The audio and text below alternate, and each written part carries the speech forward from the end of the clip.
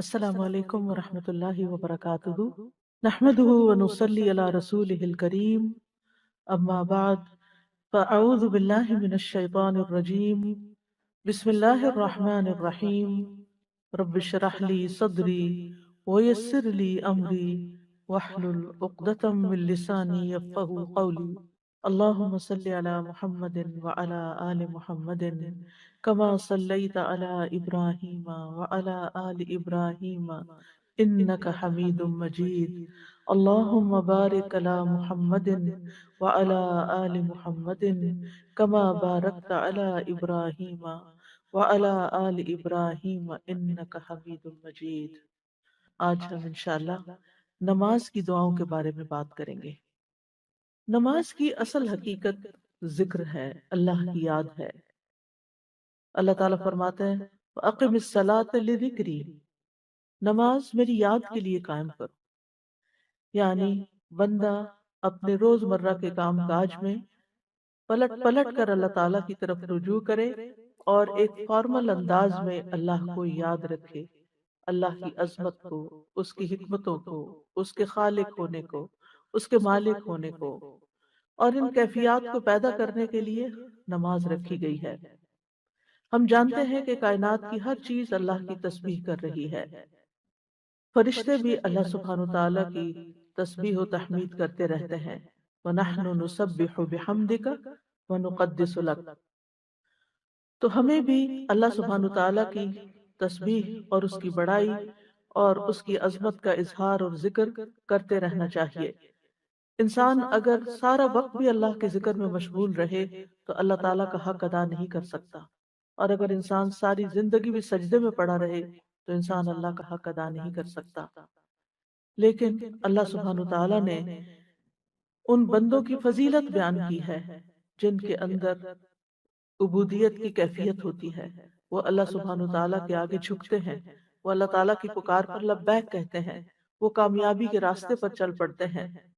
قرآن مجید میں اللہ تعالیٰ فرماتے ہیں لیکن ان میں سے جو لوگ علم میں راسخ ہیں اور جو مومن ہیں وہ اس پر ایمان لاتے ہیں جو آپ کی طرف نازل کیا گیا اور جو آپ سے پہلے نازل کیا گیا، اور جو نماز قائم کرنے والے ہیں اور زکوٰۃ ادا کرنے والے ہیں اور اللہ اور یوم آخرت پر ایمان رکھنے والے ہیں، یہی وہ لوگ ہیں جنہیں ہم ضرور اجر عظیم عطا کریں گے۔ تو نماز قائم کرنا ان اعمال میں سے ہے جن پر اللہ تعالیٰ نے اجر عظیم کا وعدہ کیا ہے، یعنی یہ کوئی معمولی عبادت نہیں بلکہ عبادت کی بہت بہترین شکل ہے، افضل ترین شکل ہے۔ عمومی طور پر اس آیت میں اللہ سبحانہ تعالیٰ نے علم، ایمان اور عمل صالح کرنے والوں کی فضیلت بیان کی ہے، یعنی وہ لوگ جو علم میں پختگی اختیار کرتے ہیں، کیونکہ علم کی کوئی حد نہیں۔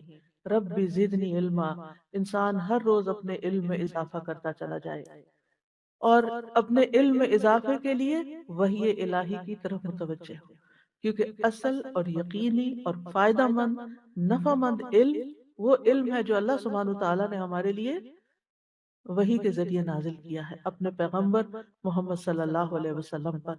لہٰذا علم میں رسوخ اس وقت تک حاصل نہیں ہوتا جب تک انسان وحی الہی کا متلاشی نہیں ہوتا اور اس سے دلیل اور رہنمائی حاصل نہیں کرتا۔ تو وہ لوگ جو آپ پر بھی ایمان لاتے ہیں، جو آپ پر نازل کیا گیا اور جو آپ سے پہلے نازل کیا گیا اس پر بھی ایمان لاتے ہیں اور نماز کو اپنے وقت پر ادا کرتے ہیں، مقیمین الصلاۃ، اور اپنے مالوں کی زکوٰۃ دیتے ہیں اور آخرت کے دن پر ایمان رکھتے ہیں، ایسے لوگوں کے لیے اجر عظیم ہے، یعنی جنت کا وعدہ ہے جہاں وہ اپنے رب کی رحمتوں میں ہمیشہ ہمیشہ کے لیے رہیں گے، اپنے رب کا دیدار کریں گے اور ہر طرح کی لذتوں اور لطف سے فائدہ اٹھائیں گے۔ تو یاد رکھیے علم، ایمان اور عمل صالح کا آپس میں گہرا تعلق ہے۔ جب تک انسان مضبوط علم حاصل نہ کرے اس وقت تک صحیح طور پر عمل نہیں کر سکتا، اور اگر عمل صحیح نہیں تو اس کا مطلب ہے کہ ایمان میں کمزوری ہے، کمی ہے۔ ایمان ہمارے پاس زندگی میں جتنی بھی چیزیں ہیں ان میں سب سے قیمتی چیز ہے، یہ ہماری وارڈروب سے زیادہ قیمتی ہے، ہماری جیولری سے زیادہ قیمتی ہے، ہمارے گھر سے زیادہ قیمتی ہے اور ہماری گاڑی سے زیادہ قیمتی ہے۔ ہمیں ہر روز اس کی فکر کرنی چاہیے اور اس کو بہترین طریقے پر پڑھنے کی کوشش کرنی چاہیے۔ کبھی یہ نہیں سوچنا چاہیے کہ اب ہمیں یہ دعائیں سب آتی ہیں، ہمیں ان کا مطلب آ گیا ہے، نہیں ہے، ہم اس کی پوری حقیقت کو نہیں سمجھ سکتے۔ اس لیے ضرورت اس بات کی ہے کہ بار بار ہم اس کا علم حاصل کرتے رہیں۔ نماز کو بھی ایمان کہا گیا ہے، وما کان اللہ لیضیع ایمانکم، کیونکہ نماز میں انسان کی نیت، قول اور عمل سب کچھ ہوتا ہے، اور ایمان کی بھی یہی تعریف ہے، اس میں بھی نیت، قول اور عمل تینوں چیزیں ہوتی ہیں۔ تو اس لیے ہمیں نماز کی طرف پوری طرح توجہ کرنی چاہیے، اور اس کے لیے اپنے علم کو مضبوط کرنا چاہیے۔ راسخون، راسخ کی جمع ہے، راسخ کا مطلب ہوتا ہے کسی چیز میں مضبوطی سے گڑ جانا، اس علم کا پختہ ہو جانا۔ اگر میں آپ سے پوچھوں کہ التحیات للہ کا کیا مطلب ہے، تو آپ تھوڑا سا غور کریں کہ بھولے ہوئے ہیں کیا مطلب ہے، کیا کہ یہ کیوں بولتے ہیں ہم؟ لیکن ہم ہر روز التحیات للہ دن میں کئی دفعہ پڑھتے ہیں، لیکن ہم اس میں راسخ ابھی تک بھی نہیں ہے۔ اس لیے اس علم کا حاصل کرنا ضروری ہے کہ ہم جو کہیں نماز کے ایک ایک لفظ کو اچھی طرح سمجھ کے کہیں۔ راسخ وہ ہوتا ہے جو ایسا مضبوط درخت ہوتا ہے جو جس کو کوئی آندھی، کوئی ہوا، کوئی چیز ہلا نہیں سکتی۔ یعنی ہمارا اس طرح علم ہو نماز کے بارے میں کہ اس پر کسی قسم کے شکوک و شبہات کچھ بھی اثر نہ کریں، اور پھر یہ کہ اللہ کے لیے عاجزی کرتے ہوئے، انتہائی جھکے ہوئے، کیونکہ جس کے اوپر علم کے پھل لگنے لگتے ہیں وہ انسان عاجز ہونا شروع ہو جاتا ہے، اور نماز کے اندر بھی عاجزی ہوتی ہے۔ اور راسخ فی العلم وہ ہوتا ہے جس کے اندر تقوی ہوتا ہے، عاجزی اور انکساری ہوتی ہے، دنیا کے بارے میں بے رغبتی ہوتی ہے، اور وہ اپنے نفس کے ساتھ مسلسل مجاہدہ کرتا رہتا ہے، کیونکہ جو نئی نئی چیزیں وہ سیکھتا ہے انسان، وہ اس کو اپنے اندر لانے کی کوشش کرتا ہے، اور اس کے لیے انسان کو محنت کرنی پڑتی ہے، جد و جہد کرنی پڑتی ہے، ایک کانشیس لائف گزارنی پڑتی ہے۔ اور پھر جو ایمان رکھتے ہیں ان تمام چیزوں پر، تمام کتابوں پر، اور نماز قائم کرتے ہیں، تو مقیمین الصلاۃ کا لفظ آیا۔ ہم دیکھتے ہیں کہ ابتدائے قرآن سے لے کے انتہائے قرآن تک نماز کے ذکر کے ساتھ اقامت کا لفظ آتا ہے، یعنی جو نماز کو استقامت کے ساتھ اور کامل صورت میں ادا کرتے ہیں، مکمل شرائط، ارکان اور واجبات کے ساتھ ادا کرنے والے ہیں، اور مستحب اعمال کے ساتھ اس کو مکمل کرتے ہیں۔ یعنی ایک ہے اس کو ادا کرنا، اور ایک ہے اس کو احسن طریقے سے مکمل کرنا۔ اور یہ نماز سے عموماً مراد فرض، سنت، نفل سبھی لیے جاتے ہیں، یہ سارے ہی نماز میں شامل ہیں۔ ابن عباس کہتے ہیں اقامت صلاۃ کا مطلب ہے رکوع اور سجود پورے پورے ادا کیے جائیں، تلاوت کی جائے، خشوع و خضوع اور پوری توجہ کے ساتھ نماز ادا کی جائے۔ قتادہ کہتے ہیں اقامت صلاۃ کا مطلب ہے نماز کے اوقات، وضو، رکوع اور سجود کی حفاظت کی جائے، اور پھر نہ صرف یہ کہ نماز بلکہ اس کے ساتھ ساتھ زکوٰۃ ادا کرنے والے بھی ہیں، اور یہ دو اعمال جو ہیں باقی اعمال کی نسبت بہت زیادہ اجر عظیم کا باعث ہے۔ اور اسی طرح ایمان میں سے دو چیزوں کا خاص ذکر کیا گیا، اللہ اور یوم آخرت پر۔ تو جس طرح اعمال میں نماز اور زکوٰۃ ہے، اسی طرح ایمانیات میں اللہ اور آخرت پر ایمان جو ہے وہ بہت زیادہ اہمیت کا حامل ہے۔ تو ایسے لوگوں کے لیے اللہ سبحانہ وتعالیٰ نے اجر عظیم کا وعدہ کیا ہے۔ نماز کے لیے عربی میں لفظ صلاۃ استعمال ہوتا ہے، اور صلاۃ کا مطلب ہوتا ہے دعا کرنا۔ اسی لیے انگریزی میں ہم نماز کا ترجمہ کیا کرتے ہیں؟ پریئر، اور پریئر کا مطلب بھی دعا ہوتا ہے۔ نماز قولی اور فعلی عبادت ہے، یعنی جو بولی بھی جاتی ہے اور اس میں ایکشنز بھی ہوتے ہیں، یعنی قول بھی ہوتا ہے اور ایکشن بھی ہوتا ہے، اور تکبیر کے ساتھ شروع ہوتی ہے، اللہ اکبر کہنے سے اس کا آغاز ہوتا ہے، اور السلام علیکم کہنے سے، دونوں طرف سلام پھیرنے سے اختتام ہوتا ہے۔ جب تک آپ سلام نہیں پھیرتے آپ کی نماز مکمل نہیں ہوتی۔ یعنی مثلاً آپ نے سب کچھ کر لیا لیکن سلام ہی نہیں پھیرا تو آپ نے ادھوری نماز پڑھی، آپ کی نماز نہیں ہوئی، آپ کی نماز ناقص ہو گئی۔ تو اس لیے اس کی تعریف یہ کی جاتی ہے کہ اللہ اکبر سے لے کر سلام تک یہ نماز کہلاتی ہے۔ ہم سب جانتے ہیں کہ ہمیں اور جنات کو اللہ کی عبادت کے لیے پیدا کیا گیا ہے، وما خلقت الجن والانس الا لیعبدون۔ اور یہی مقصد دے کے تمام رسولوں کو بھیجا گیا کہ وہ بندوں کو اللہ کی عبادت کی یاد دہانی کریں، یعنی ایمان کے بعد پھر اللہ کی عبادت کی طرف متوجہ کریں۔ اور عبادات میں افضل ترین عبادت نماز کی عبادت ہے۔ عبداللہ بن مسعود سے روایت ہے، انہوں نے کہا میں نے نبی صلی اللہ علیہ وسلم سے سوال کیا اللہ کو کون سا عمل زیادہ پسند ہے؟ آپ نے فرمایا نماز کو اس کے وقت پر ادا کر، یہ افضل ترین عمل ہے۔ اور اسی طرح عبادات میں پہلا حکم بھی یہی ہے، جہاں کہیں عبادات کا ذکر آئے گا آپ دیکھیں گے پہلے اقیم الصلاۃ وآتوا الزکوٰۃ اور پھر ورکعوا مع الراکعین یا پھر باقی چیزیں اس کے بعد آئیں گی۔ تمام انبیاء کی طرف نماز وحی کی گئی تھی۔ سورۃ الانبیاء میں آتا ہے وَجَعَلْنَاهُمْ أَئِمَّةً يَهْدُونَ بِأَمْرِنَا وَأَوْحَيْنَا إِلَيْهِمْ فِعْلَ الْخَيْرَاتِ وَإِقَامَ الصَّلَاةِ وَإِيتَاءَ الزَّكَاةِ وَكَانُوا لَنَا عَابِدِينَ۔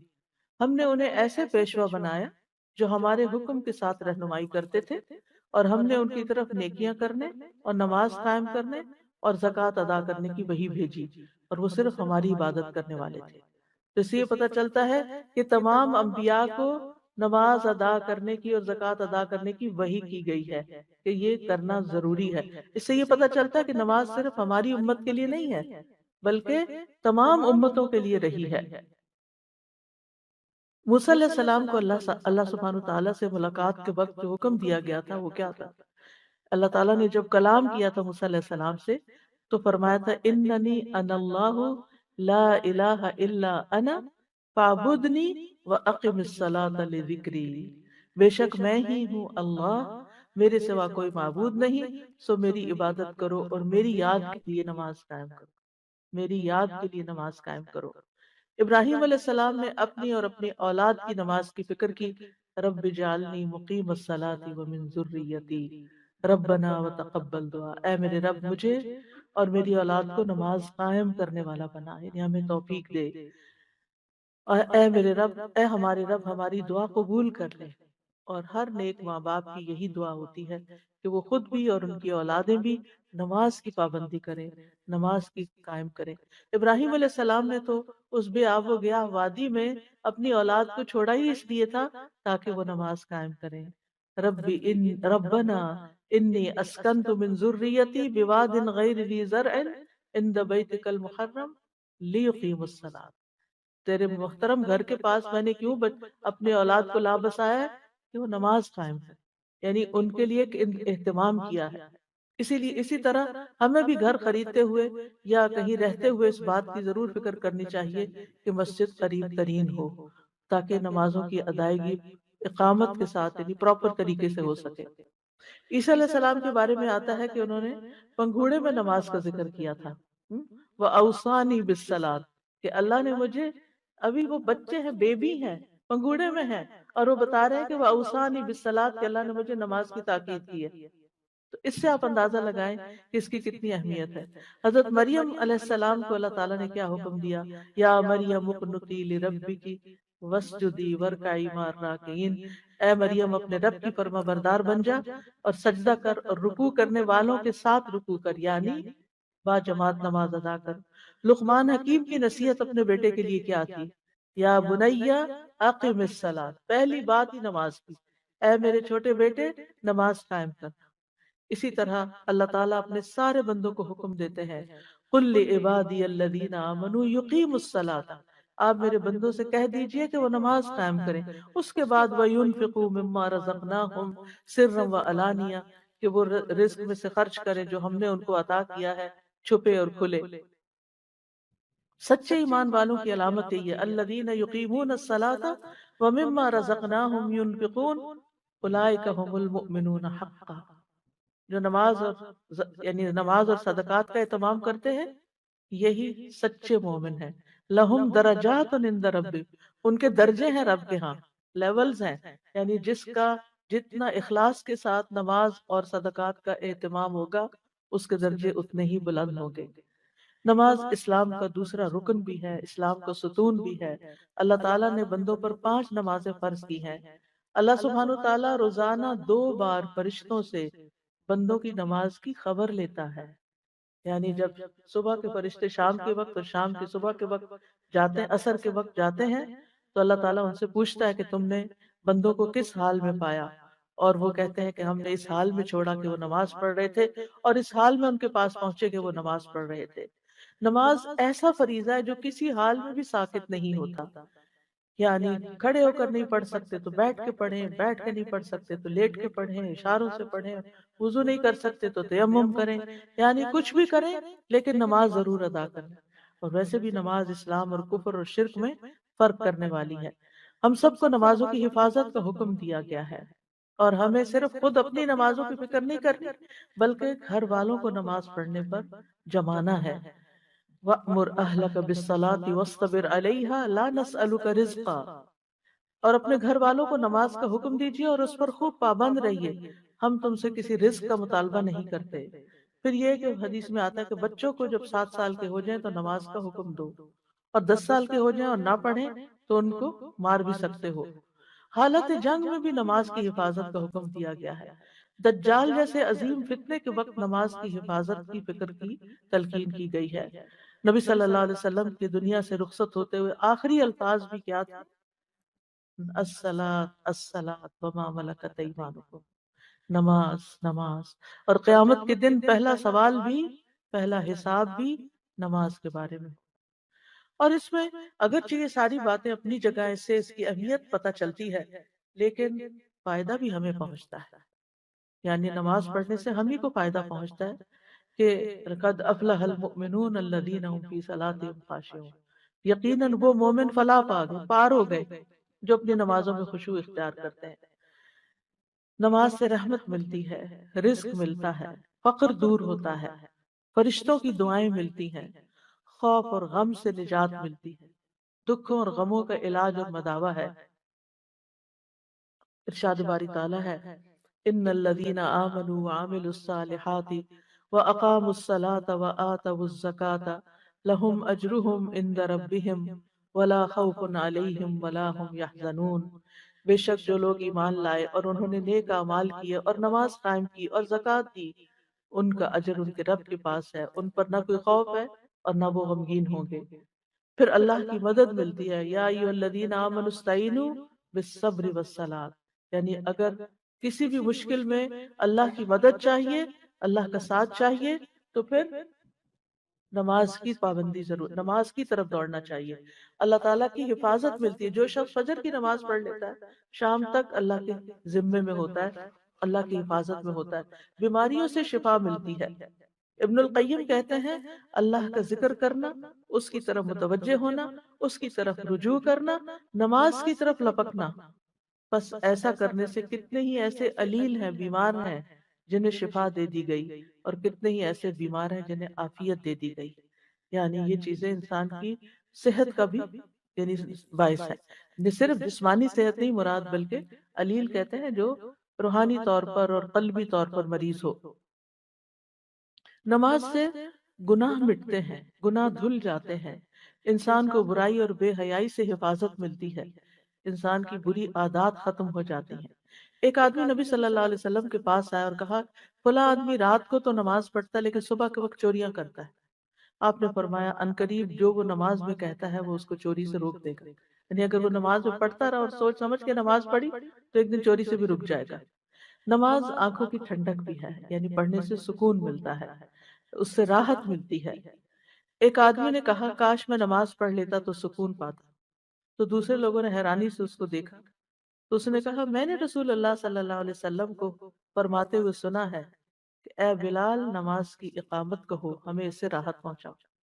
یعنی نماز مومن کے لیے آنکھوں کی ٹھنڈک ہے اور دل کا سکون ہے۔ اور ابن قیم بھی کہتے ہیں، دنیا میں جس کی آنکھیں اپنی نماز کے ساتھ ٹھنڈی ہوں گی، آخرت میں اسی کی آنکھیں اپنے رب کے قرب سے ٹھنڈی ہوں گی۔ یہ شرط ہے، اگر دنیا میں نماز خوشی کا باعث ہے، آنکھوں کی ٹھنڈک کا باعث ہے، تو پھر قیامت کے دن بھی رب کے دیدار کا باعث ہے، کیونکہ دنیا میں بھی نماز ہماری اللہ سے ملاقات ہوتی ہے، ہم اللہ سے بات کر رہے ہیں، اللہ سے دعائیں کر رہے ہوتے ہیں، اللہ کے آگے فریادیں کر رہے ہوتے ہیں، اور کل کو اللہ سے ملاقات بھی اسی کی اچھی ہوگی جس کی نمازیں اچھی ہوں گی۔ قیامت کے دن اس شخص کے اعضاء چمک رہیں گے، وضو والے، بازو، چہرہ، پاؤں، اس سے روشنی پھوٹ رہی ہوگی. نبی صلی اللہ علیہ وسلم اپنے امتیوں کو اسی سے پہچانے گے، اور نماز ہی آگ سے بچانے والی ہے، نجات دلانے والی ہے. اس کے برعکس جو نماز نہیں پڑھتا تو نماز چھوڑنا کفر اور شرک کے برابر قرار دیا گیا، ایمان سے محرومی اور منافقت کی علامت بتائی گئی. امام ابن قیم فرماتے ہیں نماز کی یہ 6 صفات منافقت کی علامت ہے، یعنی جس کی نماز میں یہ 6 باتیں ہیں وہ منافق ہے. نمبر 1، نماز کی طرف جاتے وقت سستی کا مظاہرہ کرنا، مارے بندے اٹھ کے جانا، خوشی سے نہیں جانا. نمبر 2، نماز ادا کرتے ہوئے لوگوں کو دکھانا کہ دیکھو میں نماز پڑھ رہا ہوں، دیکھ لو میں نمازی ہوں. نمبر 3، اس کی ادائیگی میں تاخیر کرنا، ڈیلے کر کے پڑھنا، آخری وقت میں پڑھنا. نمبر 4، اس میں جلدی جلدی ٹھونگے مارنا، یا اللہ کو کم ہی یاد کرنا، بس تیزی سے سر سے اتار پھینکنا. اس میں اللہ کا ذکر کم کرنا. اور چھٹی بات ہے با جماعت نماز پڑھنے سے پیچھے رہنا، گھر میں ہی پڑھ لینا. اب آپ دیکھیے کہ آج کل الحمدللہ تراویح کے لیے مسجدیں بھری ہوئی ہیں، لوگوں نے جگہ کمیونٹی سینٹرز ہائر کر کے وہاں تراویح کا اہتمام کیا جا رہا ہے. لیکن سب کو یہ معلوم ہونا چاہیے کہ یہ تراویح ایک نفل نماز ہے، جبکہ فرض نماز زیادہ حقدار ہے کہ اسے مسجد میں پڑھا جائے. اگر ہم تراویح کے لیے آ سکتے ہیں تو کیا عشاء کی نماز کے لیے مسجدوں میں حاضر نہیں ہو سکتے؟ سارا دن اگر ہمارا کام بھی ہے تو ہم عشاء تو مسجد میں پڑھیں، جماعت سے پڑھیں. یعنی اگر دن میں کئی موقع نہیں بھی ملتا، کوئی ایسی مجبوری ہے، تو پھر کیونکہ جو عشاء کی نماز اور فجر کی نماز میں جماعت سے پیچھے رہتا ہے اس کے بھی نفاق کی علامت بتائی گئی ہے. پھر جان بوجھ کر نماز چھوڑنے والے سے اللہ کی ذمہ داری ختم ہو جاتی ہے. ایک نماز، نبی صلی اللہ علیہ وسلم نے فرمایا جس کی ایک نماز اس سے فوت ہو گئی گویا اس کا مال اور اولاد فنا ہو گئی، سب کچھ لٹ گیا اس کا، ایک نماز چھوڑنا. نبی صلی اللہ علیہ وسلم نے فرمایا جس شخص نے عصر کی نماز چھوڑ دی اس کے اعمال باطل ہو گئے، جو کیا کرا ہے وہ بھی ضائع ہو گیا. مطلب کیا ہے کہ بغیر کسی عذر کے لیٹ کرتا رہا سستی کی، یا ایسا سویا کہ پھر یعنی اس نے اپنے سونے کا وقت یہ بنا لیا اور ہر روز عصر قضائی کر رہا ہے. تو یہ بہت بڑے خسارے کی بات ہے. بے نمازی کے لیے موت کی سختیاں بھی ہوں گی. وَالْتَفَّتِ السَّاقُ بِالسَّاقِ إِلَى رَبِّكَ يَوْمَئِذٍ الْمَسَاقُ فَلَا صَدَّقَ وَلَا صَلَّى وَلَكِنْ كَذَّبَ وَتَوَلَّى. اور پنڈلی کے ساتھ پنڈلی لپٹ جائے گی، اور اس دن تیرے رب ہی کی طرف روانگی ہے. نہ تو اس نے تصدیق کی اور نہ نماز ادا کی، لیکن اس نے جھٹلایا اور منہ پھیر دیا. قیامت کے دن بھی بے نمازی قارون، فرعون، حامان اور ابی ابن خلف کے ساتھ ہوں گے. تو نماز کو صحیح طور پر، نماز کی اہمیت جان لینے کے بعد، اس کے فائدے جان لینے کے بعد، اور نہ پڑھنے کے نقصان جان لینے کے بعد، اب یہ ہے کہ جو نماز پڑھی جائے اس کو بھی صحیح طور پر ادا کیا جائے. تو نماز کی جو دعائیں ہیں، نماز بذات خود ایک دعا ہے، لیکن نماز کے جو اذکار کہنا چاہیے کہ نماز کے اذکار اور دعائیں ان دونوں لفظ شامل کر سکتے ہیں. یہ ان کا مطلب جاننا بڑا ضروری ہے. یعنی اس کا معنی کیا، ہم یہ سب کچھ ایکشن کیوں کرتے ہیں اور اس کا میننگ کیا ہے. نماز کا آغاز جیسے کہ پہلے میں نے عرض کیا کہ اللہ اکبر سے ہوتا ہے، اللہ سب سے بڑا ہے. اس کو تکبیرۃ الاحرام کہتے ہیں کہ اس کے کہنے کے بعد نمازی پر وہ چیزیں حرام ہو جاتی ہیں جو اس سے پہلے اس پر حلال تھی. ادھر ادھر نہ دیکھے، نہ کچھ کھائے، نہ کچھ بولے، صرف اور صرف اب اللہ تعالیٰ کی طرف متوجہ ہو جائے. یعنی جب وہ تکبیر کہتا ہے تو اس کے لیے کھانا پینا، ادھر ادھر دیکھنا، باتیں کرنا، آنا جانا، چلنا پھرنا سب حرام ہو جاتا ہے. تکبیر نماز کا رکن ہے. یعنی آپ یوں ہی نہیں بس کھڑے ہو کے ہاتھ باندھ کے نماز شروع کر سکتے، آپ کو ہر صورت میں ہینڈز اپ کرنے ہیں، ہر چیز دنیا کی چھوڑنی ہے، خالی ہاتھ ہونا ہے، اور پھر ہاتھ اوپر اٹھا کر اللہ اکبر کہنا ہے. یعنی اللہ کی بڑائی کا آپ اظہار کریں، آپ اس کے لیے ہاتھ جسچر بھی دیں گے کہ اللہ ہی سب سے بڑا ہے. اس طرح کیے بغیر اللہ اکبر کہنا درست نہیں ہوتا، اور اس کو کہے بغیر نماز میں داخل نہیں ہوا جا سکتا. حضرت علی کہتے ہیں رسول اللہ صلی اللہ علیہ وسلم نے فرمایا نماز کی کنجی وضو ہے، اس کی تحریم یعنی ہر چیز کا حرام ہونا اللہ اکبر ہے، اور تحلیل حلال ہونا السلام علیکم کہنا ہے. آپ دیکھیے کہ نماز سے پہلے جو اذان ہوتی ہے اس کا آغاز بھی کس سے ہوتا ہے؟ اللہ اکبر سے، اور نماز کا آغاز بھی اللہ اکبر سے، پھر ہر سٹیپ پر جاتے ہوئے پھر سے اللہ اکبر، سوائے رکوع سے اٹھنے کے وقت اس میں حمد کے کلمات اور تسبیح ہے، لیکن باقی جو کھڑے ہو یعنی کہ شروع کرتے وقت، پھر رکوع میں جاتے وقت، پھر سجدے میں جاتے وقت، سجدے سے سر اٹھا کر پھر دوبارہ سجدے میں جاتے وقت، پھر تحیات پہ بیٹھتے وقت، یہ سب ان تمام مواقع پر اللہ اکبر کہنا ہوتا ہے۔ ابن حجر اس کے بارے میں کہتے ہیں کہ یہ ذکر ہے جو ہر گھبرا دینے والے موقع پر کہا جاتا ہے اور ہر خوشی کے پیدا ہونے کے موقع پر کہا جاتا ہے، تاکہ اللہ کا شکر ادا کیا جائے، اللہ کو ہر اس چیز سے پاک قرار دیا جائے جو اللہ کے دشمن اس کی طرف منسوب کرتے ہیں، یعنی وہ جو شرک کرتے ہیں اس کے ساتھ، اور جو اس کی صفات میں تحریف کرتے ہیں، اللہ سبحانہ وتعالی ان سب چیزوں سے بہت ابھو ہے۔ اس کو کوئی چیز کسی کی بد زبانی، گالی، کچھ بھی اس کو کوئی نقصان نہیں دیتی، وہ ان سب چیزوں سے بالا و افضل ہے، سب سے بڑا ہے۔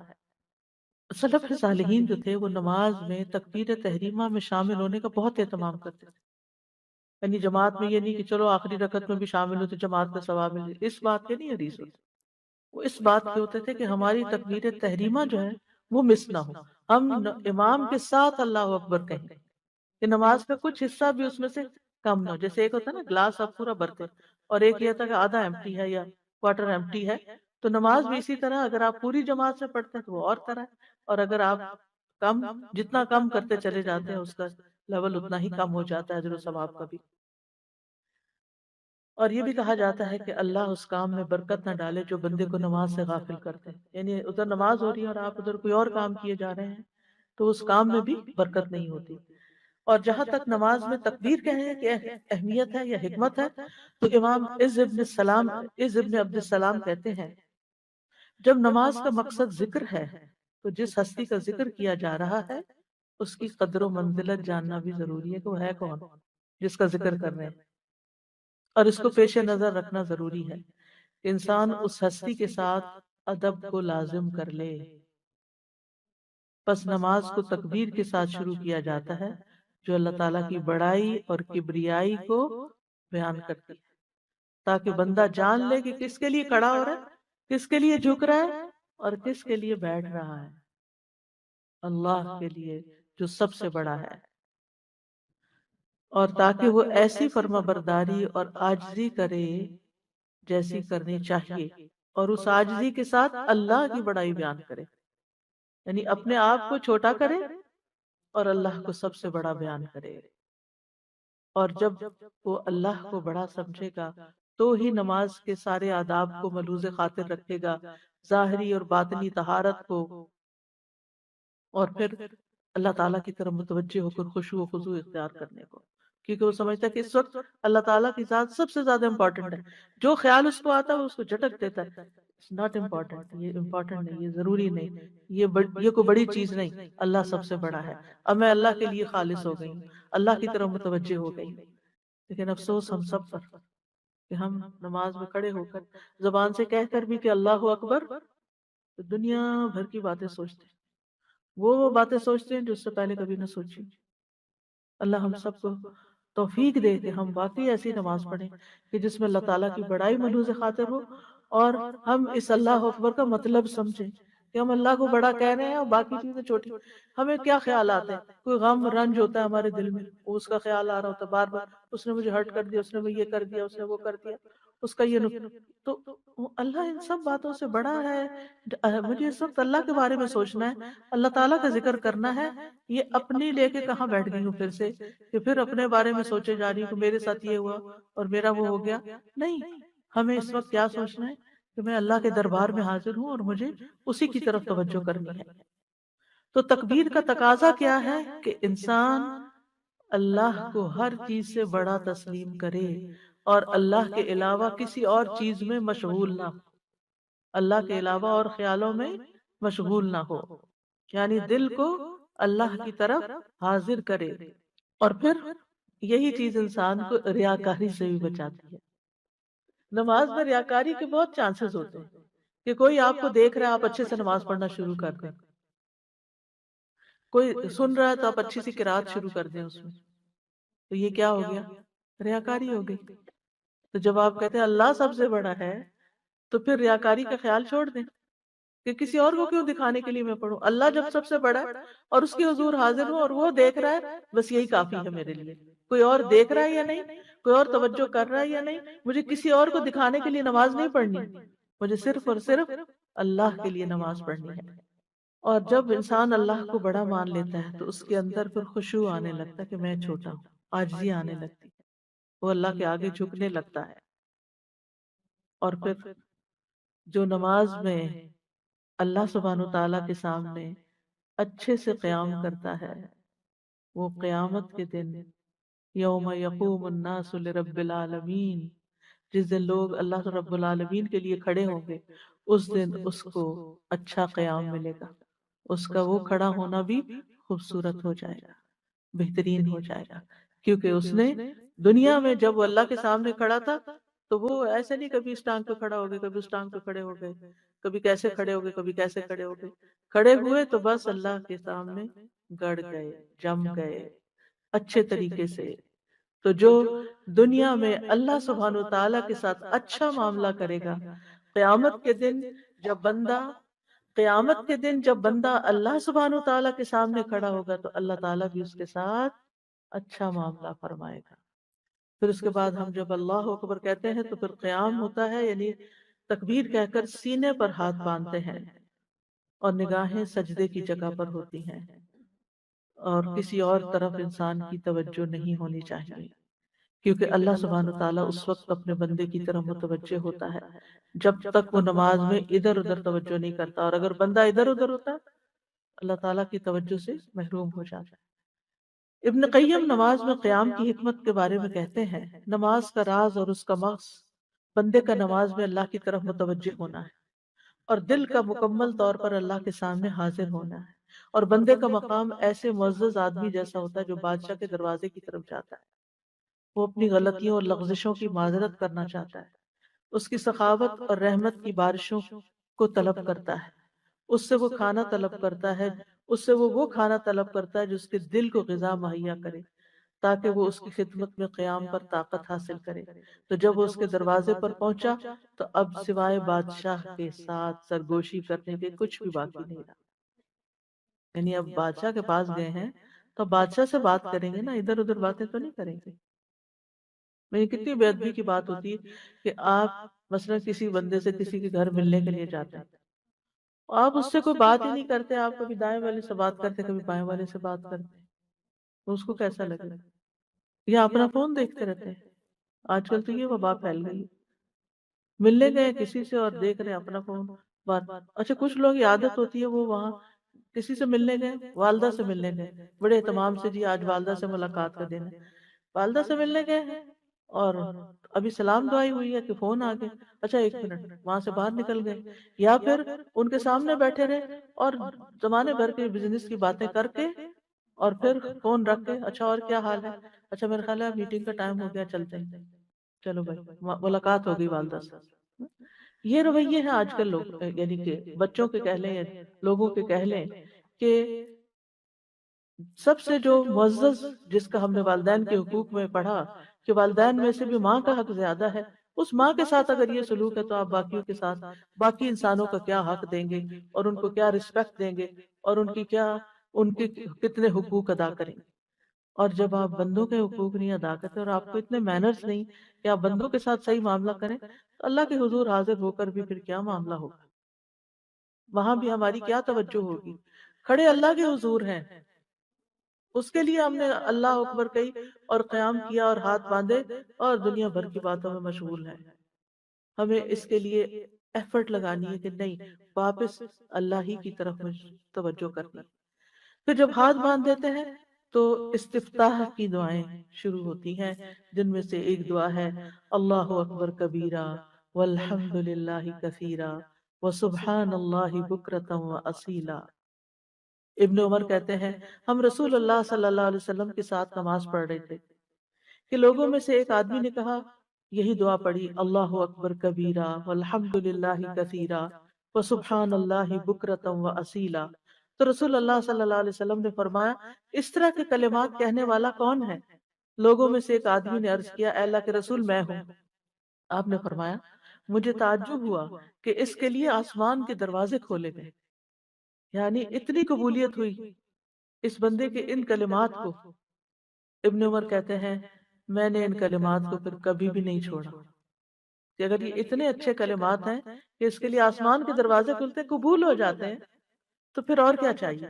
وہ کہتے ہیں میں نے کبھی نہیں چھوڑا جب سے میں نے رسول اللہ صلی اللہ علیہ وسلم کو یہ فرماتے ہوئے سنا۔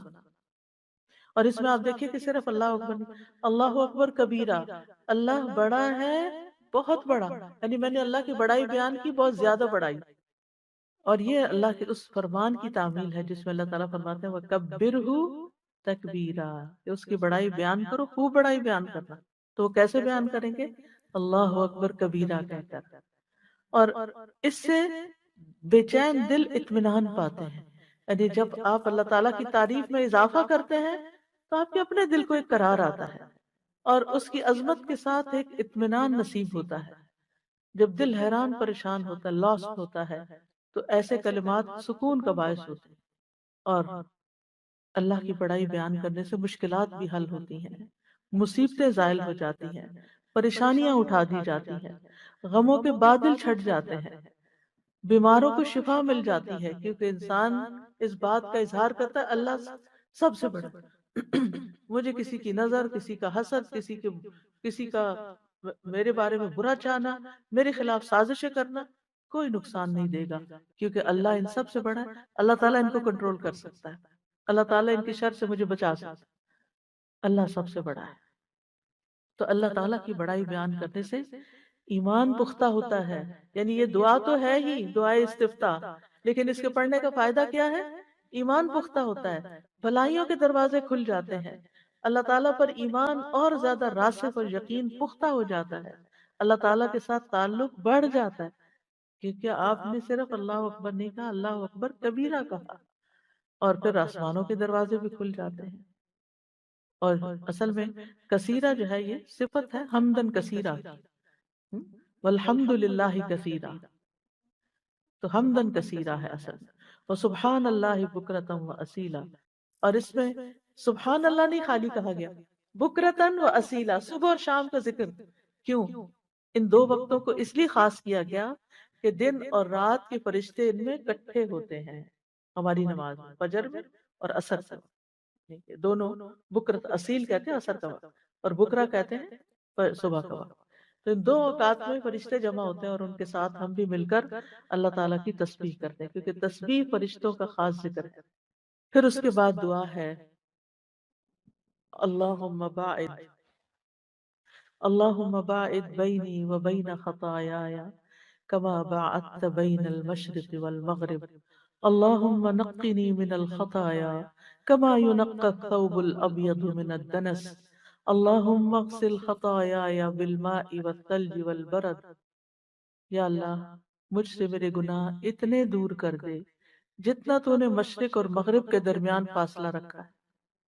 اے اللہ مجھے گناہوں سے اس طرح پاک صاف کر دے جیسے سفید کپڑا میل کچیل سے پاک صاف کیا جاتا ہے۔ اے اللہ میرے گناہ پانی سے، برف سے اور اولوں سے دھو دے۔ نبی صلی اللہ علیہ وسلم تکبیر اور سورۃ فاتحہ کے درمیان یہ دعا پڑھا کرتے تھے۔ ابو ہریرہ کہتے ہیں، علم کے حریص تھے نا، وہ کہتے ہیں کہ رسول اللہ صلی اللہ علیہ وسلم تکبیر اور قرات کے درمیان کچھ سکوت فرماتے، یہ نہیں کہ کچھ بھی نہیں بولتے تھے، یعنی ہمیں سنائی نہیں دیتا تھا۔ میں نے عرض کیا یا رسول اللہ میرے ماں باپ آپ پہ قربان ہوں، آپ تکبیر اور قرات کے بیچ میں کیا پڑھتے ہیں؟ انہوں نے یہ نہیں کہا آپ چپ کیوں رہتے ہیں، سوال کا انداز دیکھیں، کیونکہ ان کو پتا تھا کہ نماز جب شروع ہو جاتی ہے تو گنگے بن کے نہیں کھڑے ہوتے، بیچ میں کچھ نہ کچھ پڑھنا ہی ہوتا ہے۔ آپ نے فرمایا میں کہتا ہوں اللہم باعد بینی و بین خطایا، آخر تک۔ تو اس میں آپ دیکھیے کہ نماز میں عبادت اللہ کی ہو رہی ہے، اور پھر اللہ اکبر کہہ کے اللہ کی بڑائی بیان کر کے ہم سب سے پہلے اللہ ہی سے پھر دعا شروع کر دیتے، دعا سے ہی آغاز کر رہے ہیں۔ تو نماز ہے ہی دعا، تو اس میں کیا مانگتے ہیں ہم اللہ سے کہ یا اللہ اللہم باعد بینی و بین خطایا، یعنی میرے گناہوں کو مجھ سے دور کر دے، یعنی جو ہو چکے ہیں اب ان کے جو برے اثرات ہیں وہ مجھ پہ نہ پڑے. یا اللہ میرے گناہوں کا جو ڈھیر ہے، گندگی کا جو ڈھیر، مجھے اس سے دور کر دے، وہ مجھ سے لے جا، صاف کر دے، اس کو ختم کر دے. ہر دو نمازوں کے بیچ میں ہم گناہ کر کے پھر آ جاتے ہیں، پھر گناہوں کا ٹوکرا لے کے پہنچ جاتے ہیں، پھر اللہ سے دعا کرتے ہیں اللہم باعد بینی و بین خطایا. کیوں؟ اس لیے کہ بندہ مومن کو یہ پتا ہوتا ہے کہ یہ گناہ نقصان دہ ہے، یہ ٹاکسنز ہیں، یہ زہر ہے، یہ میرے لیے تکلیف، یہ آگ ہے. گناہ کیا ہے؟ آگ کا بنڈل. اگر میرے ساتھ لگے تو جلا دیں گے، تو اللہ ان کو دور کر دے. میں ان کو ساتھ نہیں رکھنا چاہتا، کیے تو میں نہیں ہے لیکن تو ان کو مجھ سے ہٹا دے. اب یہ ساری چیزیں کیا ہیں؟ یعنی دور کر دے، جگہ کے اعتبار سے، یعنی میری ذات سے بھی اور وقت کے اعتبار سے بھی. اور یہ ایک مجازی طور پر بات کی گئی ہے، ورنہ فزیکلی گناہ ہمیں اس وقت نظر نہیں آ رہے ہوتے کہ ہمیں پاس نظر آ رہے ہیں تو ہم کہتے ہیں ذرا ان کو پرے ہٹا دیں. یہ نہیں، یعنی جہاں بھی اللہ کو زیادہ پتا نا ہمارے گناہ کہاں لکھے گئے ہیں اور وہ کس طرح ہمارے اوپر اب اثر انداز بھی ہو رہے ہیں. ایک غلط بات ہم کہتے ہیں نا، وہ اس کا اثر واپس ہم پر ہی آ رہا ہوتا ہے. کتنی دفعہ ایسا ہوتا ہے نا کہ منہ سے کوئی غلط بات نکل جاتی ہے انسان ہونے کے ناطے، پھر بعد میں سارا وقت اسی کی ریگریٹ ہوتی تھی، یہ میں نے کیوں کہا، یہ کیا کیا میں نے، کیوں بول دیا. اب وہ باہر پر اندر تکلیف پنچ ہو رہی ہے، ہو رہی ہے، ہو رہی ہے. تو اب پھر کیا ہوتا ہے؟ اللہم باعد بینی و بین خطایا، یا اللہ یہ جو دل کے اندر سخیمت قلبی ہے اسے باہر نکال دے، اس کو مجھ سے دور کر دے، معاف کر دے، دھو دے. اور پھر مشرق اور مغرب کی دوری اتنا دور کر دیں کہ اور بھی تو چیزوں کی دوری ہو سکتی تھی، لیکن مشرق اور مغرب آپس میں کبھی نہیں ملتے، وہ دور ہی رہتے ہیں. تو یا اللہ ایسا دور، یعنی دوری کا سب سے بڑا سمبل ہے، اور اس سے زیادہ فاصلہ انسانی وسعت میں نہیں ہے، انسانی نظر میں نہیں ہے مشرق اور مغرب. اور حقیقی مشرق اور مغرب جو بھی ہیں، ایک تو ہمارے سورج کے مشرق و مغرب ہے نا، اور ایک اس کے علاوہ بھی، تو ان کو اتنا دور کر دے ہمارے گناہوں کو. اور پھر ونقنی، اور پاک صاف کر دے، کما ینقی الثوب الابید من الدنس، جس طرح سفید کپڑے سے میل کچیل صاف کی جاتی. یعنی گناہوں کو ختم کر کے ان کے اثر کو بھی مٹا دے، کیونکہ گناہوں کے اثرات ہوتے ہیں. گناہ آگ ہے نا، تو آگ جہاں بھی ہوگی اس کا اثر پڑے گا، تو یا اللہ وہ اثر بھی دور ہو جائے. اور سفید کپڑے کا ذکر اس لیے کیا گیا کہ سفید چیز پر میل جلدی ظاہر ہوتی ہے.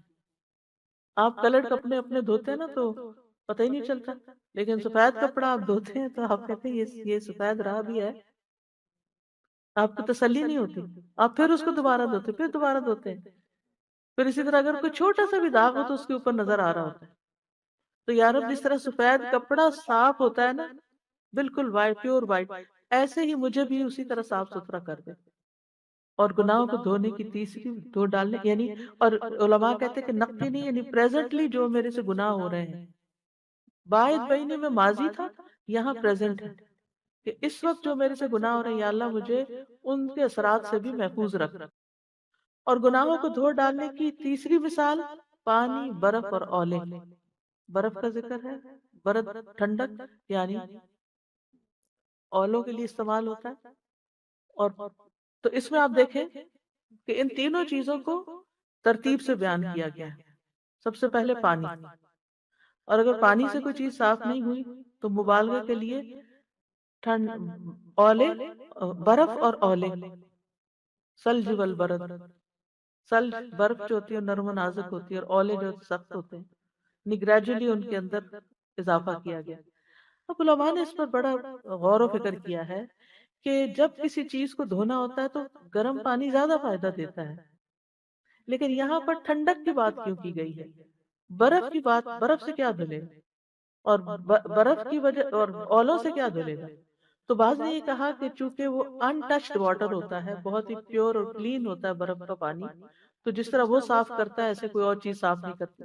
اور بعض نے یہ کہا کہ جو گناہ ہوتے ہیں ان کی آگ ہوتی ہے، اور آگ کو ٹھنڈا کرنے کے لیے مبالغے سے کام لیا گیا ہے کہ پانی سے بھی بجھا دے اس آگ کو، اور برف سے بھی بجھا دے، اور پھر اولوں سے بھی، اور پھر یہ کہ 3 دفعہ جس جس کپڑے کو 3 دفعہ دھویا جائے گا اور 3 مختلف چیزوں سے دھویا جائے گا، اس کے اندر پھر کیا باقی رہے گا، کون سی میل باقی رہے گی؟ یعنی ہر بالکل مجھے ہر طرح سے پاک صاف کر دے۔ سبحان اللہ، کتنی خوبصورت دعا ہے، لیکن ہم کیسے پڑھ جاتے ہیں؟ بغیر سوچے سمجھے کیا پڑھ رہے ہیں، کیا کہہ رہے ہیں، کیا مانگ رہے ہیں۔ اور پھر یہ بھی کہا گیا ہے کہ باعد آئندہ کے لیے ہے، کہ اللہ آئندہ مجھے ہر طرح کے گناہوں سے بچا کے رکھ، گناہوں کو میرے پاس نہیں آنے دینا۔ ایک اور طریقہ ہے اسی بات کو بیان کرنے کا، اور ایک سے زیادہ طریقے ہو سکتے ہیں بات سمجھنے کے، ٹھیک ہے؟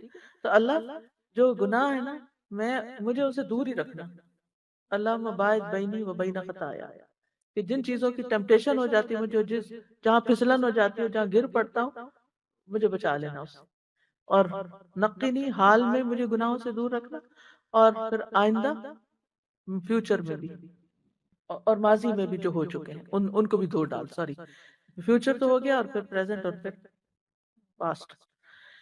پھر ایک اور دعا ہے، سبحانک اللہم و بحمدک و تبارک اسمک و تعالی جدک و لا الہ غیرک۔ اے اللہ تو پاک ہے اور تیرے ہی لیے حمد ہے، تیرا نام بڑا ہی برکت والا ہے، تیری بزرگی بلند و برتر ہے، تیرے علاوہ کوئی الہ نہیں۔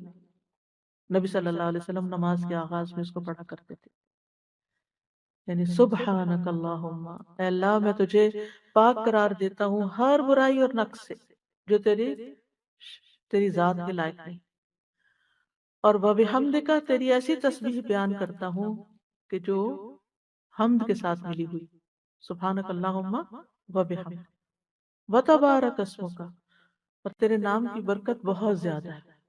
تبارک یعنی بہت بلند ہے، بہت برکت والا ہے، یعنی تیرے نام کو ذکر کرنے سے ہر طرح کی خیر اور بھلائی آ جاتی ہے۔ اور ایک معنی یہ بھی کیا گیا کہ تیری ذات بڑی عظمت والی ہے، تبارک اسم سے مراد تیری ذات بہت برکت والی ہے، وتعالی جدک، اور تیری عظمت بہت بلند ہے، یعنی تو بہت ہی بڑا ہے۔ اسی طرح کچھ اور دعائیں بھی ہیں جو آپ، تو نبی صلی اللہ علیہ وسلم کسی بھی چیز کو ایک روٹین نہیں بننے دیتے تھے، کیونکہ روٹین سے روح نکل جاتی ہے چیز، اس کے اندر تفنن پیدا کرتے تھے۔ انگریزی والا فن نہیں، مراد یہ کہ اس میں یعنی ورائٹی لاتے تھے، کبھی ایک دعا پڑھی، پھر دوسری پڑھی، پھر تیسری پڑھی، اس سے یہ ہے کہ توجہ زیادہ رہتی ہے اور زیادہ چیزیں مانگنے کا موقع بھی ملتا ہے۔ جیسے آپ دیکھیں وہ دعا ہے، وجہت وجہی للذی فطر السماوات والارض حنیفا وما انا من المشرکین ان صلاتی ونسکی ومحیای ومماتی للہ رب العالمین۔ اور اس سے آگے بہت خوبصورت دعا ہے، کافی طویل دعا ہے، تو اس کو آپ پڑھ سکتے ہیں۔ اور اس میں آپ یہ بھی دیکھیں کہ وَاهْدِنِي لِأَحْسَنِ الْأَعْمَالِ وَأَحْسَنِ الْأَخْلَاقِ، اچھے اعمال اور اچھے اخلاق کی ہدایت یا رہنمائی مانگی گئی۔ اس کے بعد ہم تعوذ پڑھتے ہیں۔ تعوذ میں ہم عام طور پر اعوذ باللہ من الشیطان الرجیم پڑھ دیتے ہیں بس، لیکن نبی صلی اللہ علیہ وسلم نے اعوذ باللہ من الشیطان الرجیم من ہمزہ ونفخہ ونفثہ بھی پڑھا ہے۔ کیوں؟ اس کا مطلب کیا ہے؟ میں اللہ کی پناہ میں آتا ہوں شیطان مردود سے، کہ وہ مجھ پر کوئی جنون کا اثر ڈالے، یا مجھ پہ تکبر پہ آمادہ کرے، یا غلط شعر و شاعری کی طرف لے کر آئے۔ ایک معنی یہ کیا گیا ہے، یعنی شیطان کے کام کیا ہے کہ وہ انسان کو خبتی بنا دیتا ہے، ہوش آواز بلا دیتا ہے، سمجھنے سوچنے کی صلاحیت مفقود کرتا ہے، یا انسان کے اندر ہوا بھر دیتا ہے کہ تم بڑی چیز ہو، نفس یا یعنی ایسے کلام کی طرف راغب کرتا ہے جس سے پھر انسان اللہ کا ذکر بھول جائے، اور اسی طرح وہ بندے کے اوپر جو وسوسے ڈالتا ہے اس کی طرف بھی جائے کہ اللہ مجھے شیطان کے وسوسوں سے بچا۔ اور نماز میں سب سے زیادہ شیطان جو ہے وہ حاوی ہو جاتا ہے اپنے وسوسے ڈالنے کے لیے، تو اس لیے آغاز میں ہی تعوذ پڑھ لینا چاہیے۔ اور ویسے بھی اللہ تعالیٰ کا حکم ہے فَإِذَا قَرَأْتَ الْقُرْآنَ فَاسْتَعِذْ بِاللَّهِ مِنَ الشَّيْطَانِ الرَّجِيمِ۔ نبی صلی اللہ علیہ وسلم بھی اللہ تعالیٰ سے استعاذہ طلب کرتے تھے۔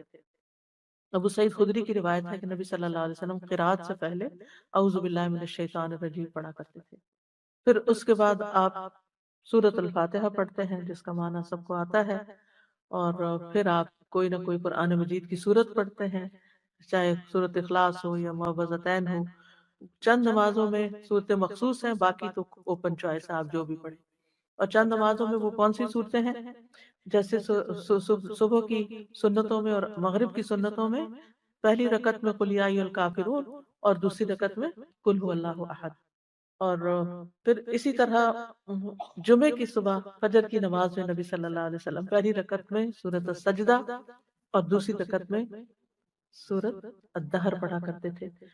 تو بہرحال ان چیزوں کا بھی انسان کو دیکھ لینا چاہیے اور اس سنت کی پیروی کرنی چاہیے۔ نماز کا تیسرا رکن جو ہے، یعنی تکبیر اور قیام کے بعد، وہ ہے رکوع۔ اور اسی طرح یہ بھی کہا گیا ہے کہ نماز کی تین تہائیاں ہیں، ایک میں طہارت، ایک میں رکوع اور ایک میں سجود ہے۔ بہرحال رکوع میں خاص چیز یہ ہے کہ صحیح طریقے پر رکوع ہونا چاہیے، اور اس کا طریقہ یہ ہے کہ آپ کی گردن اور کمر برابر لائن میں جا رہی، یعنی بعض لوگ جھکتے ہیں اور ذرا اٹھے ہوئے ہوتے ہیں، ایسا بھی نہیں ہونا چاہیے۔ بعض لوگ اتنا جھک جاتے ہیں کہ نیچے لڑک جاتے ہیں، وہ بھی ٹھیک نہیں۔ اعتدال میں رہیں اور اپنا سر بھی سیدھا رکھیں۔ کئی لوگ سر جھکا لیتے ہیں یا سر اٹھا لیتے ہیں، تو دونوں چیزیں ٹھیک نہیں ہیں۔ کمر اتنی سیدھی ہونی چاہیے، یعنی آپ یوں کھڑے ہیں قیام میں، اور اتنی آپ کی جھک جانی چاہیے کہ بالکل سیدھی لائن ہو جائے، اور اس پر اگر کوئی چیز رکھے تو وہ گرے نہیں، یعنی خم نہیں ہونا چاہیے کمر میں۔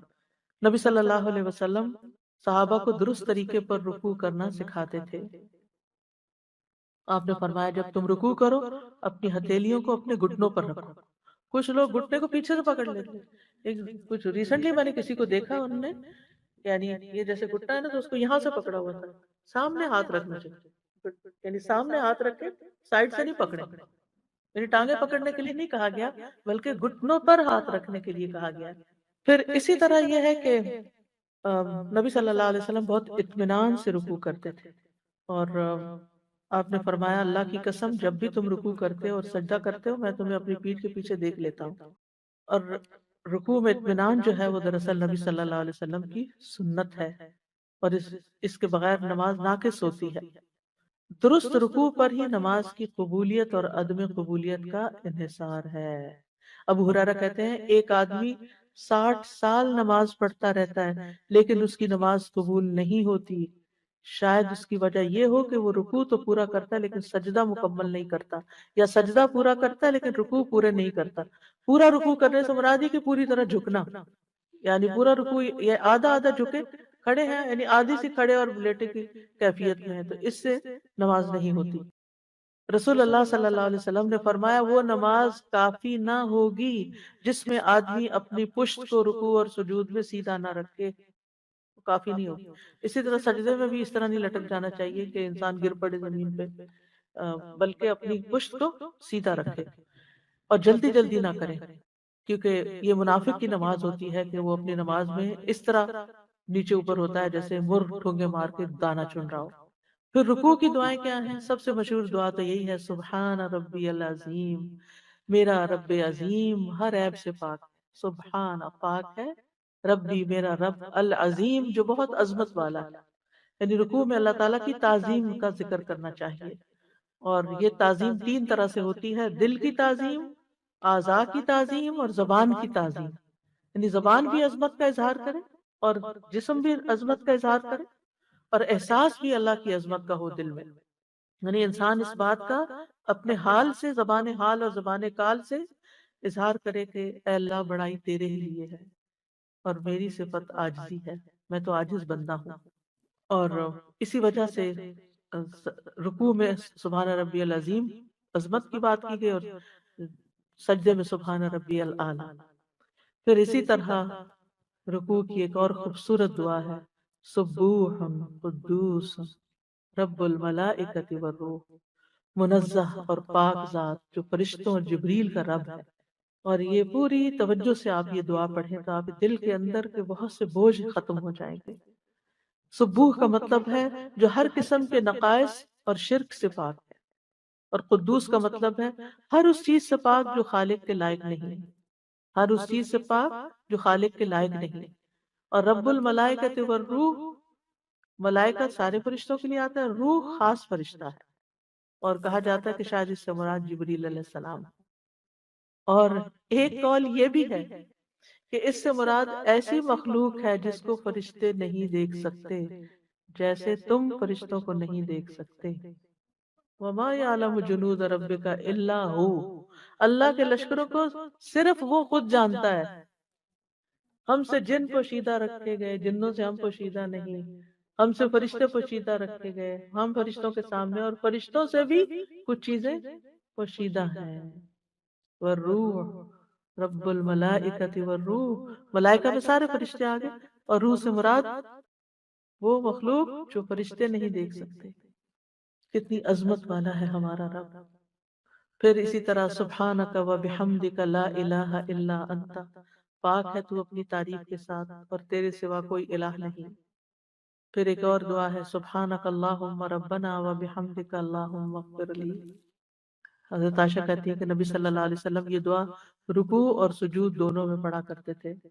پھر سبحانک و بحمدک استغفرک و اتوب الیک، پاک ہے تو اور تیرے ہی لیے تعریف ہے، میں تجھ سے بخشش مانگتا ہوں اور میں تیری طرف توبہ کرتا ہوں۔ پھر چھٹی دعا ہے سبحان ذی الجبروت والملکوت والکبریاء والعظمت، پاک ہے وہ جو قہر والا ہے، بادشاہت والا ہے، بڑائی والا ہے اور عظمت والا ہے۔ یہ بھی بہت ہی خوبصورت دعا ہے۔ اور ساتویں دعا ہے اللہم لک رکعت وبک آمنت ولک اسلمت خشع لک سمعی وبصری ومخی وعظمی وعصبی۔ تو یہ 7 دعائیں ہیں جن میں سے آپ ہر ہر نئے رکوع کے لیے ایک نئی دعا بھی پڑھ سکتے ہیں، یا ایک سے زیادہ بھی پڑھ سکتے ہیں، جیسے آپ کا جی چاہے۔ پھر رکوع کے بعد ہم کھڑے ہو جاتے ہیں، قوما، سیدھے کھڑے ہونا۔ اس میں ایسے نہیں کرنا چاہیے بس ایسے کھڑے ہوئے تو ایسے بس ڈھیلے ڈالے کھڑے ہو، نہیں، اسٹریٹ کھڑے ہو جائیں، سر نیچے ہو۔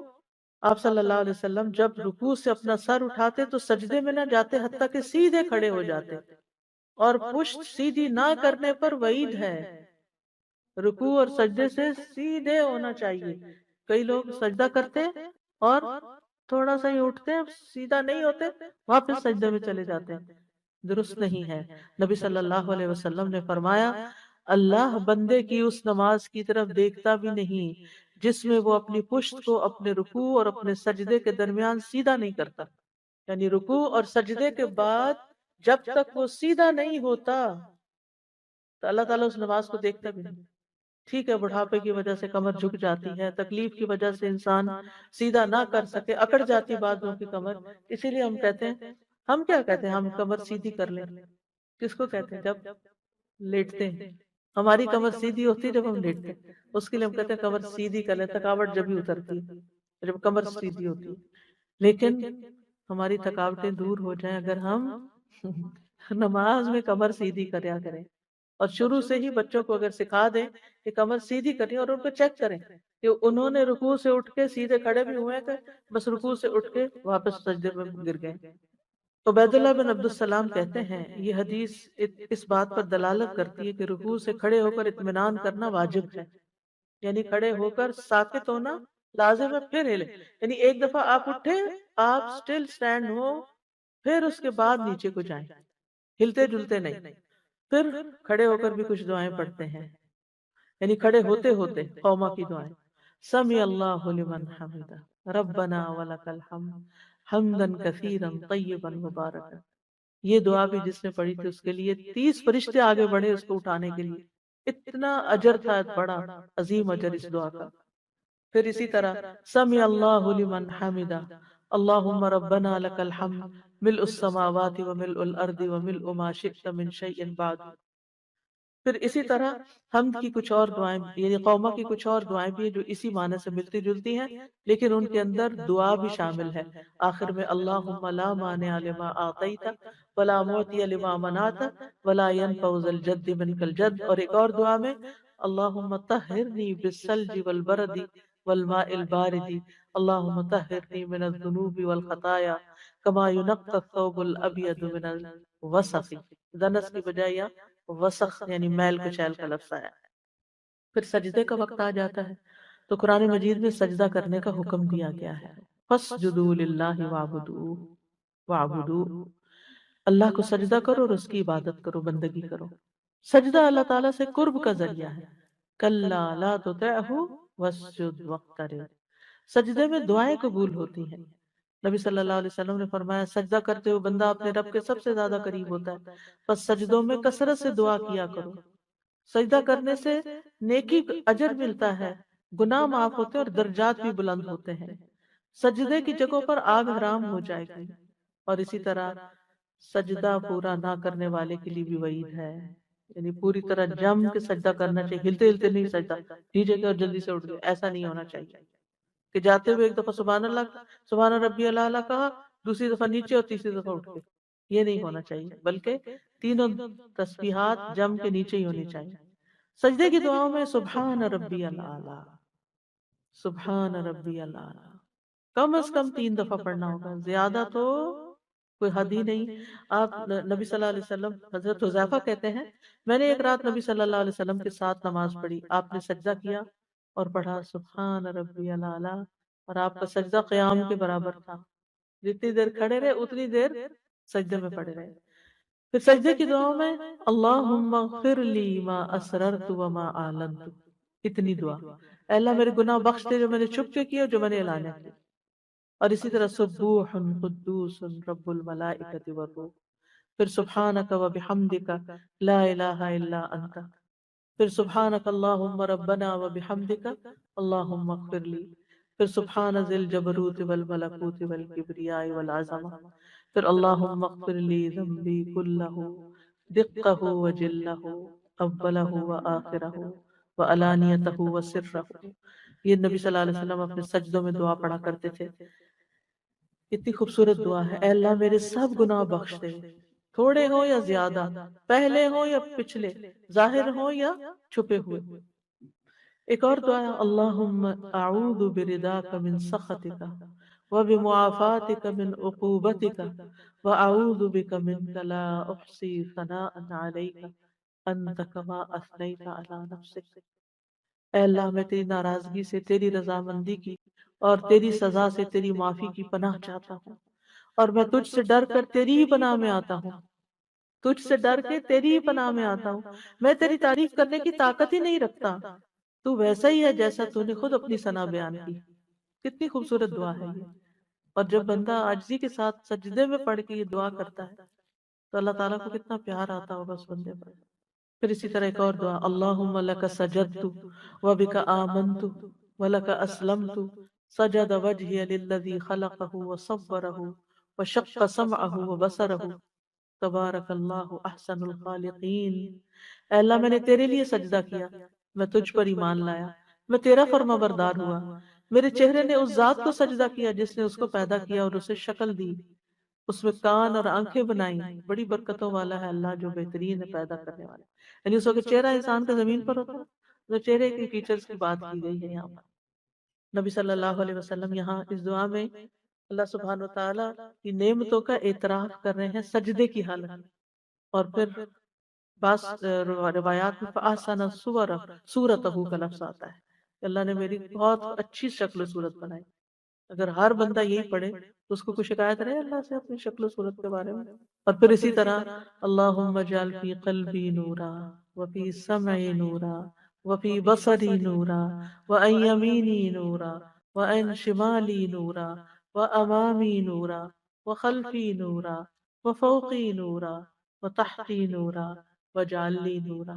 یہ سجدے میں پڑھی جا سکتی ہے دعا، نور ہی نور مانگا جا رہا ہے یعنی اللہ سبحانہ وتعالیٰ سے۔ پھر سجدے سے اٹھ کر اطمینان کے ساتھ بیٹھنا، یعنی جیسے رکوع سے اٹھ کے اطمینان کرنا، ایسے ہی ایک سجدے سے دوسرے سجدے کے بیچ میں بھی سکون سے بیٹھنا۔ آپ صلی اللہ علیہ وسلم اللہ اکبر کہہ کے سجدے سے سر اٹھاتے اور اپنا بایاں پاؤں موڑ کر اس کے اوپر بیٹھ جاتے، بائیں پاؤں کے اوپر بیٹھ جاتے، حتیٰ کہ ہر ہڈی اپنی اپنی جگہ لوٹ آتی۔ اور بعض روایات میں تو آتا ہے کہ آپ 2 سجدوں کے درمیان اتنا ہی بیٹھتے تھے جتنا سجدے کے اندر ٹائم لگاتے تھے، اتنی دیر تک بیٹھتے تھے۔ اور اس میں پھر دعا پڑھتے ہیں. وہ دعا کیا ہے؟ رب اغفر لی، رب اغفر لی، اے میرے رب مجھے بخش دے، اے میرے رب مجھے بخش دے. اور ایک اور دعا بھی بتائی جاتی ہے لیکن وہ ضعیف ہے، یعنی اس سجدے کے درمیان کے لیے نہیں ہے، ویسے پڑھ سکتے ہیں آپ. اللہم اغفر لی ورحمنی واہدنی وعافنی وارزقنی واجبرنی وارفعني. اچھا، پھر تشہد. تشہد کیا ہے؟ اللہ سبحانہ وتعالیٰ کی حمد و ثنا بھی ہے اور نبی صلی اللہ علیہ وسلم پر درود و سلام بھی ہے. ان اللہ و ملائکتہ یصلون علی النبی یا ایھا الذین آمنوا صلوا علیہ وسلموا تسلیما. حدیث میں آتا ہے جو شخص آپ پر سلام بھیجے گا اللہ تعالیٰ اس کو سلامتی عطا کرے گا.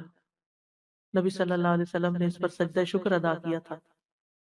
رسول اللہ صلی اللہ علیہ وسلم نے فرمایا زمین میں اللہ کے کچھ فرشتے گھومتے پھرتے رہتے ہیں اور میری امت کا سلام مجھے پہنچاتے رہتے ہیں.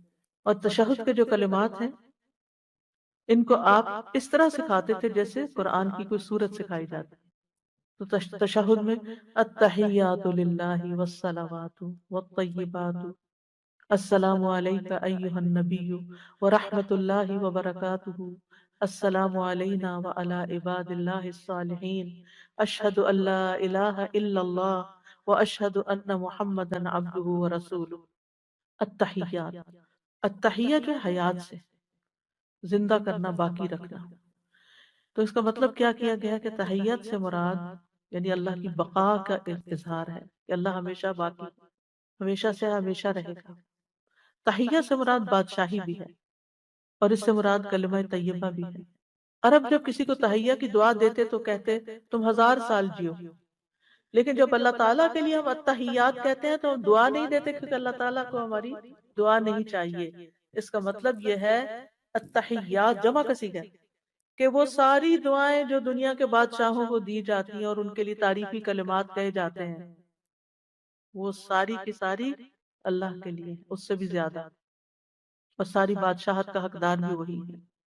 اور والصلوات جسمانی عبادات، نماز کہا جاتا ہے، اس سے مراد 5 نمازیں ہیں، یعنی مراد تمام قسم کی عبادات ہیں. اور ایک معنی یہ بھی ہے صلاۃ کا دعائے رحمت، سوری اس مراد رحمت ہے. دعائیں بھی مراد ہے لیکن یہ اللہ کے لیے دعائیں نہیں ہیں. والطیبات، طیبات سے مراد پاکیزہ کلام ہے جس کے ساتھ اللہ تعالیٰ کی حمد و ثنا کرنا مطلوب ہے. اور ایک قول یہ ہے کہ طیبات سے مراد اللہ کا ذکر ہے، صالح اقوال اور اعمال صالح ہے. تو التحیات سے مراد قولی عبادات لی جاتی ہیں، زبان سے بولی ہوئی عبادتیں. صلوات سے مراد نمازیں اور جسمانی عبادتیں. اور طیبات سے مراد مالی عبادتیں، کیونکہ طیب مال سے ہی اللہ تعالیٰ صدقہ قبول کرتا ہے. تو یہ ساری ہم کیا کہتے ہیں کہ ساری کی ساری عبادتیں کس کے لیے؟ اللہ رب العزت کے لیے. پھر اس کے بعد نبی صلی اللہ علیہ وسلم پر سلام بھیجتے ہیں، السلام علیک ایھا النبی ورحمۃ اللہ وبرکاتہ. اور پھر کہتے ہیں السلام علینا، اللہ تعالیٰ ہم پر بھی سلامتی دے، وعلی عباد اللہ الصالحین، سارے نیک بندوں پر سلامتی. گویا جو نماز پہ التحیات پڑھتا ہے وہ سارے مسلمان بندوں کو اپنی دعائے سلامتی میں یاد رکھتا ہے اور وہ آپ کو یاد رکھتے ہیں. یہ ہے ایک بانڈنگ اہل ایمان کی آپس میں کہ سب ایک دوسرے کے لیے دعا کرنا ہے. جو ہمارے کہتے ہیں نا میرے لیے دعا کرو، تو ہم تو پہلے سے ہی کر رہے ہیں بھائی، لیکن شعور سے کر لیں، اس وقت سوچ کے کہ یہ میرے سارے سب مسلمان بہن بھائیوں کے لیے، جن کو میں جانتا ہوں اور جن کو میں نہیں جانتا، جو بھی ایمان والے، جو گزر چکے ہیں، جو آنے والے، سب کے لیے سلامتی ہو یا رب. تو اس طرح بندوں کا سلام نبی صلی اللہ علیہ وسلم تک میں پہنچ جاتا ہے. حدیث میں آتا ہے جب ہم نبی صلی اللہ علیہ وسلم کے پیچھے نماز پڑھتے تو کہتے سلام و جبریل اور میکائیل پر، سلام و فلاں فلاں پر. تو آپ ہماری طرف متوجہ ہوئے اور فرمایا اللہ تو خود سلام ہے، اس لیے جب تم میں سے کوئی نماز پڑھے تو یوں کہے التحیات للہ والصلوات والطیبات السلام علیک ایھا النبی ورحمۃ اللہ وبرکاتہ السلام علینا وعلی عباد اللہ الصالحین. کون بچا؟ سب کے لیے سلامتی. تو جو ہر نماز میں سلامتی بھیج رہا ہو وہ نماز سلام پھیر کے کسی کو گالی تھوڑی دے سکتا ہے، کسی کو برا بھلا تو نہیں کہہ سکتا. چونکہ نماز کا ہم حق ادا نہیں کرتے اس لیے پھر یہ تمام چیزیں ہوتی ہیں. پھر درود شریف ہے، اللہم صلی علی محمد وعلى آل محمد كما صليت على إبراهيم وعلى آل إبراهيم إنك حميد مجيد. اللهم بارك على محمد وعلى آل محمد كما باركت على إبراهيم وعلى آل إبراهيم إنك حميد مجيد. اس کی وضاحت حمد و ثنا کے بعد درود کی جو لیکچر تھا اس میں ہو چکی. پھر درود کے بعد کی دعائیں ہیں: اللہم انی ظلمت نفسی ظلما کثیرا ولا یغفر الذنوب الا انت فاغفر لی مغفرۃ من عندک وارحمنی انک انت الغفور الرحیم. انشاءاللہ جہاں ہم بخشش کی دعاؤں کا ذکر کریں گے وہاں ان کی وضاحت ہو جائے گی. دوسری دعا میں بھی بخشش ہے: اللہم اغفر لی ما قدمت وما اخرت، آخر تک. اور پھر اللہم انی اعوذ بک من عذاب جہنم ومن عذاب القبر ومن فتنة المحیا والممات ومن شر فتنة المسیح الدجال. اور دوسرے ورژن میں اللہم انی اعوذ بک من عذاب القبر واعوذ بک من فتنة المسیح الدجال واعوذ بک من فتنة المحیا وفتنة الممات اللہم انی اعوذ بک من المأثم والمغرم. اس کتاب کے اندر، نماز کے اذکار کتاب کے اندر جو الہدیٰ نے چھاپی ہے، اس کے اندر یہ دعائیں آپ کو مل جائیں گی، اور ان کی وضاحت بھی انشاءاللہ وقت کے ساتھ ساتھ ہو جائے گی. ان میں سے کوئی ایک دعا پڑھ لیں یا ساری پڑھ لیں، انشاءاللہ آپ کی نماز ہو جائے گی. اللہ تعالی ہمیں صحیح معنوں میں نماز کے اندر اپنا ذکر کرنے کی توفیق دے، کیونکہ نماز تو ہے ہی اللہ کی یاد کے لیے. اللہ سبحانہ وتعالی قبول فرمائے. وآخر دعوانا ان الحمد للہ رب العالمین. کل انشاءاللہ نماز کے بعد کی دعائیں کریں. سبحانک اللہم و بحمدک اشہد ان لا الہ الا انت استغفرک و اتوب الیک. السلام علیکم ورحمۃ اللہ وبرکاتہ.